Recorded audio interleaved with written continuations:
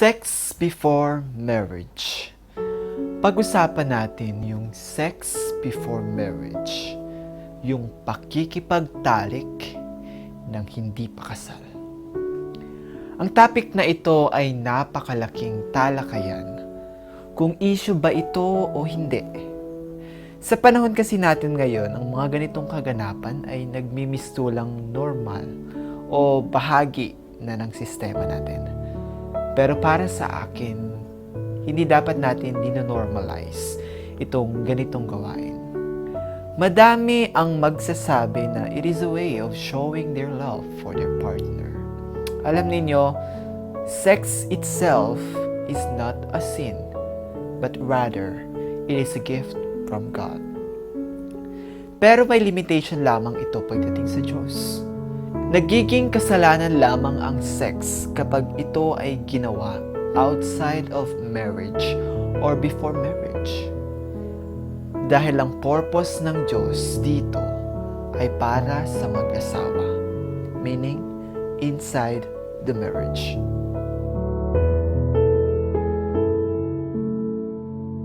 Sa Biblia, sexual sins are clearly condemned.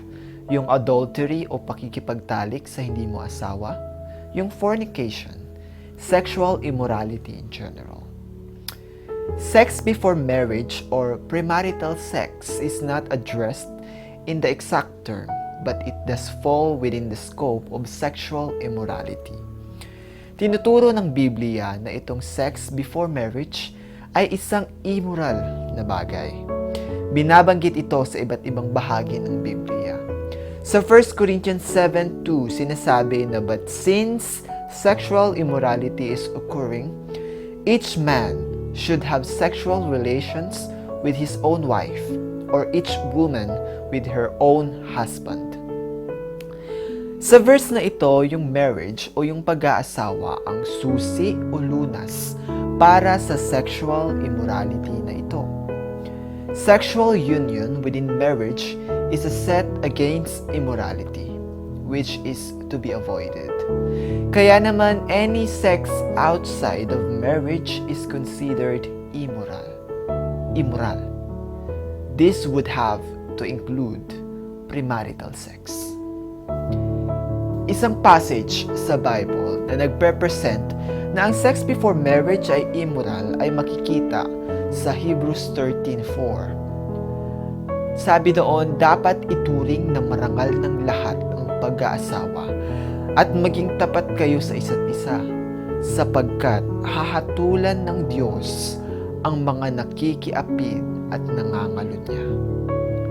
Marriage should be honored by all, and the marriage bed kept pure, for God will judge the adulterer and all the sexual immoral. Marriage and sexual intercourse within marriage is honorable. All other types of sexual activity outside the marriage are condemned as immoral and bring God's judgment.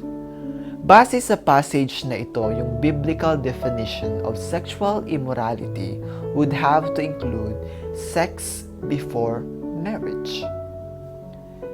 Ibig lang sabihin na ang lahat ng passages or Bible verse that condemns sexual immorality in general ay kabilang din sa mga kinukondem nito, yung sex before marriage. Narito yung ilan sa mga passages or verses that talks about sexual immorality. 1 Corinthians 5:1, 1 Corinthians 6:13, 1 Corinthians 18, 1 Corinthians 10:8, 2 Corinthians 12:21, Galatians 5:19, Ephesians 5:3, Colossians 3:5, 1 Thessalonians 4:3, Jude 1:7, at Revelation 21 verse 8. Alam ninyo, God designed sex, and the Bible honors marriage. Kapag ang dalawang unmarried people engage sa sexual intercourse, they are defiling God's good gift of sex. Dinudungisan nila yung napakagandang regalo ng Diyos. Sa mabigat na salitang Tagalog, binababoy nila yung napakagandang regalo ng Diyos. Alam niyo, kadalasan we focus doon sa recreation aspect ng sex at nakakalimutan natin yung isa pang aspeto nito, yung procreation, the process of producing an offspring. Sex within marriage is pleasurable and God designed it that way. Nais ng Diyos na i-enjoy ito within the confines of marriage, sa loob ng buhay may asawa. Sa kabilang banda, isa rin sa intent o nais ng Diyos for sex is to produce children. Kaya naman sino mang couple na nag-engage dito sa sex before marriage is doubly wrong. 2 beses sila nagkamali. Maling-mali. Bakit? Because they are enjoying pleasures not intended for them. And they are taking a chance of creating a human life outside of the family structure God intended for every child. Alam niyo, practically, kung susundin lamang ng lahat ng instruction ng Biblia regarding dito sa sex before marriage, isa itong malaking benepisyo para sa lahat, lalo na sa society. If the Bible message on sex before marriage were obeyed, marahil kakaunti lamang yung bilang ng nagkakaroon ng STD o yung sexual transmitted disease. Marahil kakaunti lamang din yung napapasok sa abortion. Kakaunti lamang din yung mga babaeng hindi pinapakasalan at unwanted pregnancies. Kakaunti lang din yung bilang ng mga batang walang kinikilalang magulang. Abstinence o yung pag-iwas. Alam niyo, abstinence saves life.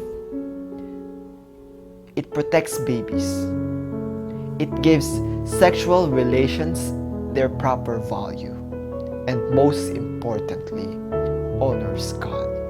Kaya naman, sex between a husband and a wife is the only form of sexual relations of which God approves. God bless you.